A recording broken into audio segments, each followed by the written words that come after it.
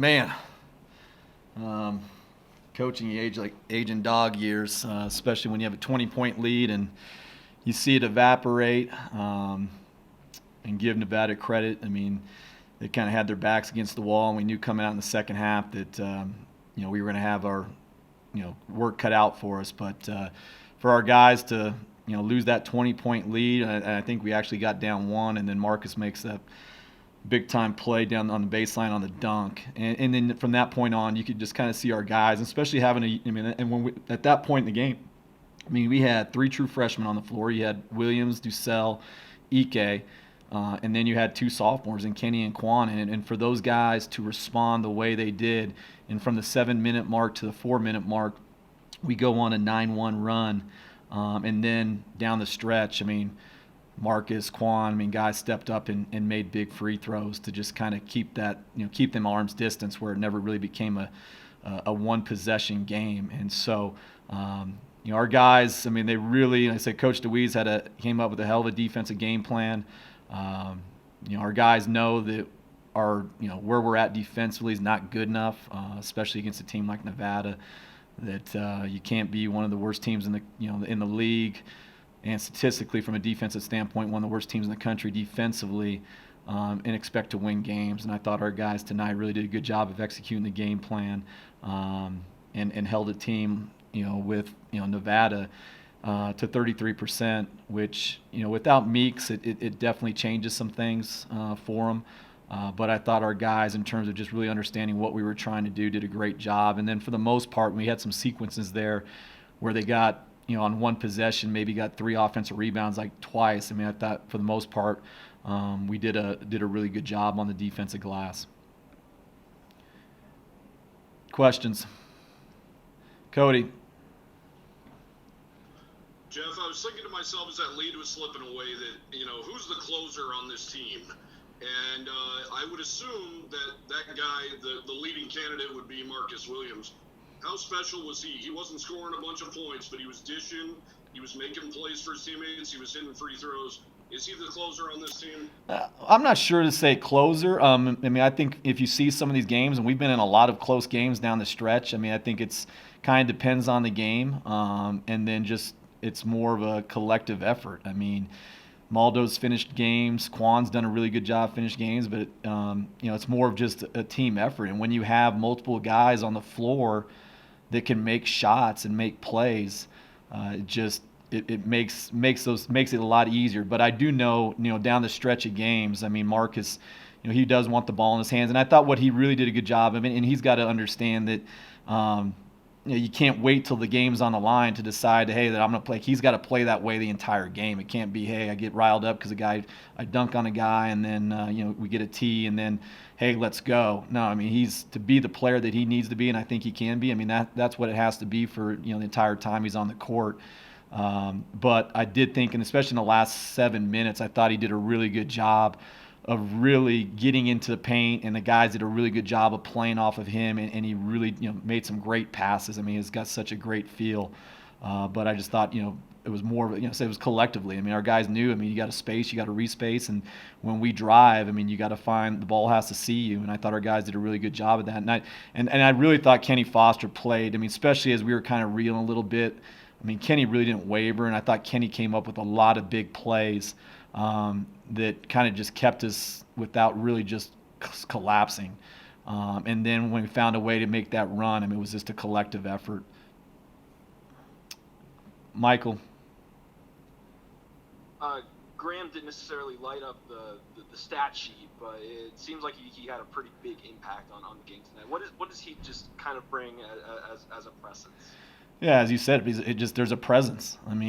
He's, as you saw. I told you he wasn't going to be Kareem. He was more probably Willis Reed tonight coming down the tunnel, and just by him being there on the floor. As you saw. He hasn't played a game in 14 months. He gets thrown into the mix in a high-level Division I game against good players. And for him.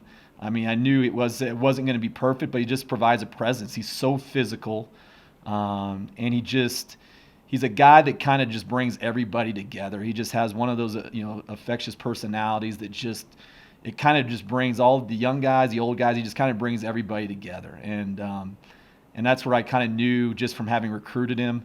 As much as I love him as a basketball player, I mean, his personality, his smile, his character is what excited me the most, because I think he's a guy that just brings.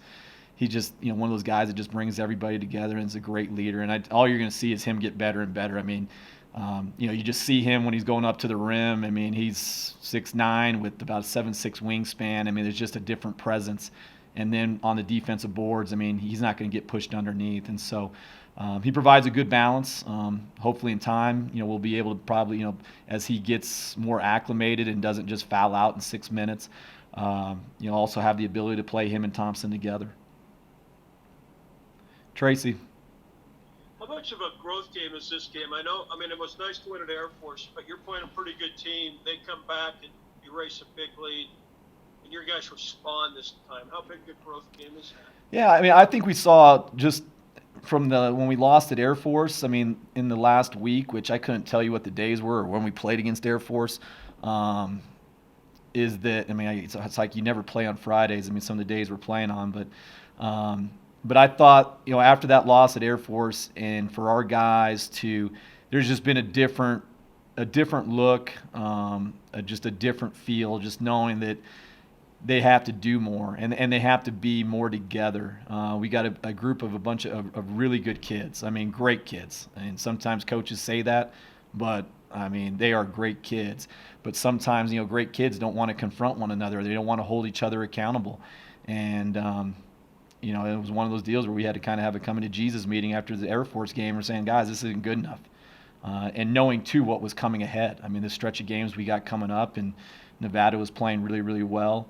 And we knew that if we didn't have that type of, discipline, the effort, but the talk leading up, I mean, our practices the last 2 days, there's just a different vibe. I mean, and that comes from like Hunter Thompson, who I've been begging to talk, because he's a guy that knows what to say. Sometimes he's just scared to say it.